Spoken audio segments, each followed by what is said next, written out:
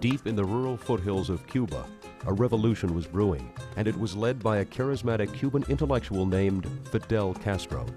Aquí pensaban seguir ganando el 100% con casas de apartamentos y echar al pueblo a sufrir y seguir de modo cruel contra el pueblo conspirando para seguirlo explotando y en eso llegó Fidel. Castro himself has become a figure of legend in the 16 months since he invaded Oriente Province from a small boat. The rebels' actual achievements were few for most of that time, but by mere existence and survival, Castro's force has both grown and exerted an influence out of all proportion to its size.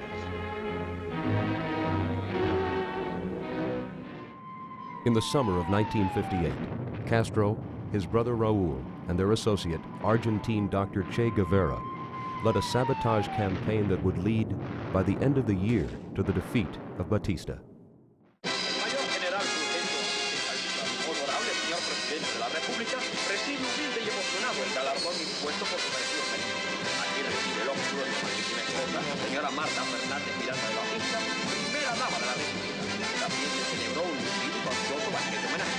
En el campamento militar de Colombia, un lugar esplendoroso de marchan marcialmente los nuevos soldados de la paz, sangre fresca, carácter joven que será forjado con altos principios de patriotismo, asegurado por la misión militar norteamericana que en tiempo de hermandad y panamericanismo nos ofrece el gobierno de Estados Unidos. Saludan ante el gobernable señor presidente de la República Mayor General. Destacadas figuras de la vida nacional, distinguidas personalidades del cuerpo y de la presidencia de nuestro país, así como la alta autoridad de las Fuerzas Armadas.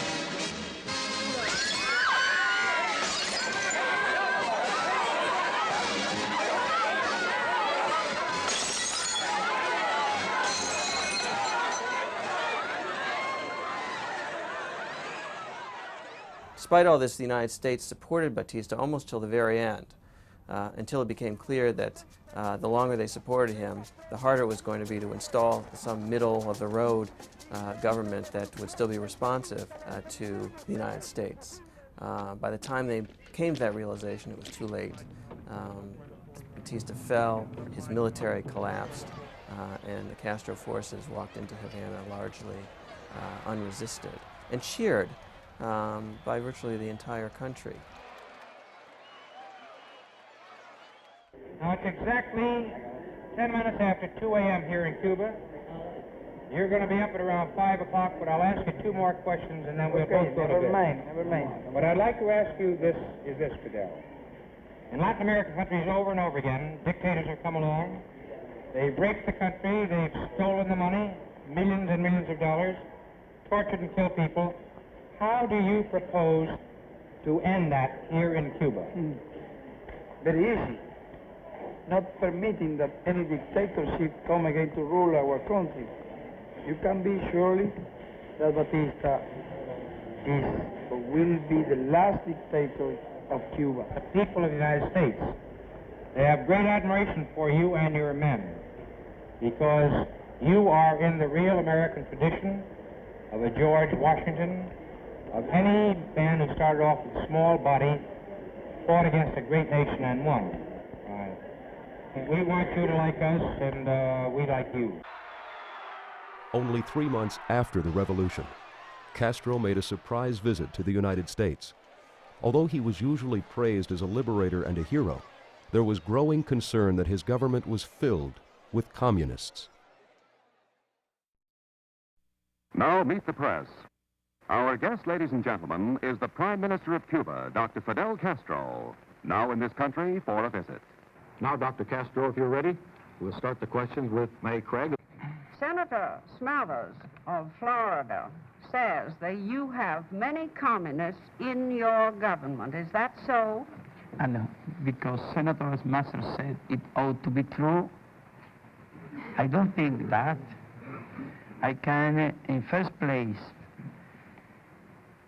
that is, I have read some lists that I don't doubt that if it continued to discover such communists in our government, including Adam and Eve, are going to be communists too.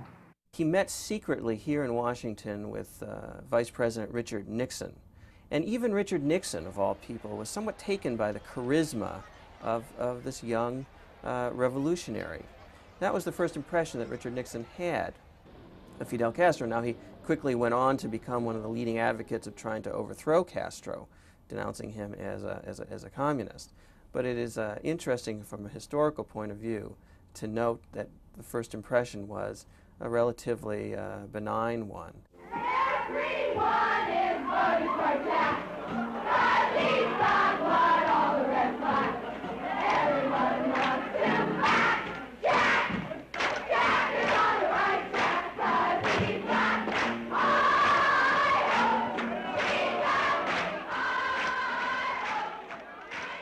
While Fidel Castro was redefining the Cuban political structure, another charismatic figure was surging in the United States of America. Like Fidel, John F. Kennedy was battling an entrenched right-wing government that had held political power since 1952. Kennedy was also a proud family man who relied primarily on the counsel of his own brother. And Kennedy was the rare type of politician who could earn not only popular respect, but love and admiration. He was a celebrity. With so much in common, Fidel Castro and John F. Kennedy would seem to be destined for friendship and partnership, but that was not to be. Before Kennedy was elected, Castro became involved in a series of confrontations with the Eisenhower administration and with American business interests. Within his first year, Castro had taken over the U.S.-run telephone companies, had forced rate reductions from the electrical companies, had expropriated hundreds of thousands of acres from U.S. sugar and fruit companies, and had nationalized the oil refineries.